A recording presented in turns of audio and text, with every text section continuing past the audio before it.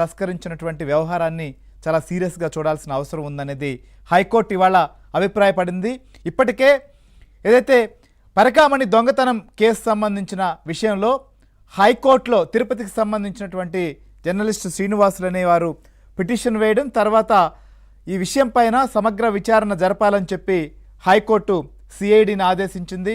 అలానే రవికుమార్ సంబంధించినటువంటి ఆస్తులపైన కూడా సమగ్రంగా రిపోర్ట్ కావాలని చెప్పి ఏసీబీని కోరింది. ఈ నేపథ్యంలోనే దీనికి సంబంధించినటువంటి విచారణ కొనసాగుతోంది. సో సిఐడి తన నివేదికను కూడా హైకోర్టు ముందుంచింది. సో అయితే ఈ కేసు సంబంధించిన విషయం ఒకవైపు జరుగుతుండగానే మరొక వైపు అనేక సంచలనాలు, అనేక వ్యవహారాలు కూడా ఇందులో వెలుగు చూస్తున్నాయి. సో మొత్తం కూడా పరకామణి కేసు సంబంధించినటువంటి అంశంలో విచారణకు వచ్చిన తర్వాత దీంట్లో జరిగినటువంటి అనేక పరిణామాల్లో చాలా కీలకమైంది. అప్పట్లో ఏవిఎస్ఓగా ఉన్నటువంటి సతీష్ కుమార్ రైల్వేలో సిఐగా ఉన్నారు.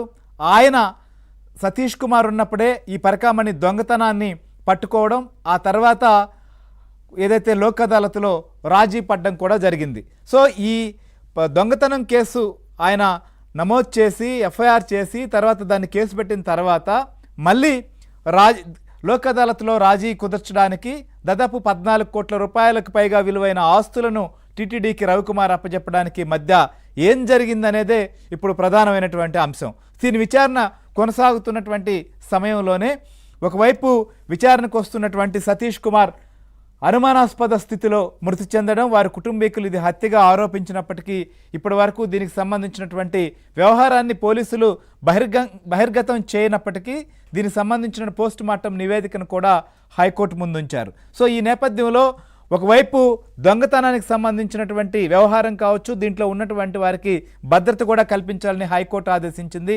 మరొక వైపు శ్రీవారికి భక్తులు సమర్పించేటువంటి కానుకలు ఉన్నటువంటి పవిత్రత, దానికి ఉన్నటువంటి ప్రాశస్యం, ప్రాధాన్యం, భక్తుల మనోభావాలు దెబ్బతినకుండా ఉండాలని కూడా హైకోర్టు ఆదేశిస్తున్న పరిస్థితి. ఈ నేపథ్యంలోనే కొన్ని సూచనలు కూడా చేసింది. ఎలా చేయాలి, ఎలా చేస్తే బాగుంటుంది అనేటువంటిది టీటీడీకి ఒకవైపు.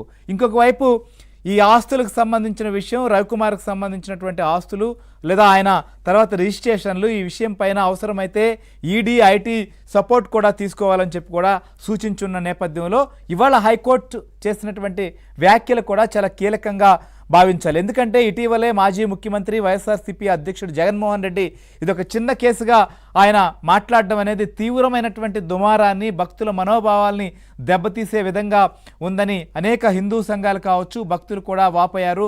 రాజకీయంగా కూడా తీవ్ర విమర్శలు ఎదుర్కోవాల్సి వచ్చింది. ఈ నేపథ్యంలో హైకోర్టు కూడా ఈ విషయాన్ని తీవ్రంగా పరిగణించిందని మాత్రం స్పష్టంగా చెప్పొచ్చు. సో హైకోర్టు ఇవాళ చేసినటువంటి వ్యాఖ్యల ఆంతర్యం ఏంటి, అసలు ఏం జరగబోతోంది నెక్స్ట్? ఇంకొక వైపు ఇవాళ టీటీడీ పాలక మండలి సమావేశం కూడా జరిగింది.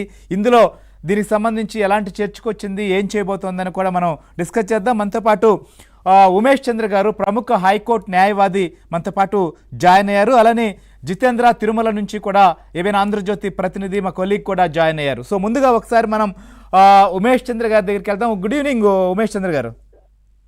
గుడ్ ఈవినింగ్ అండి.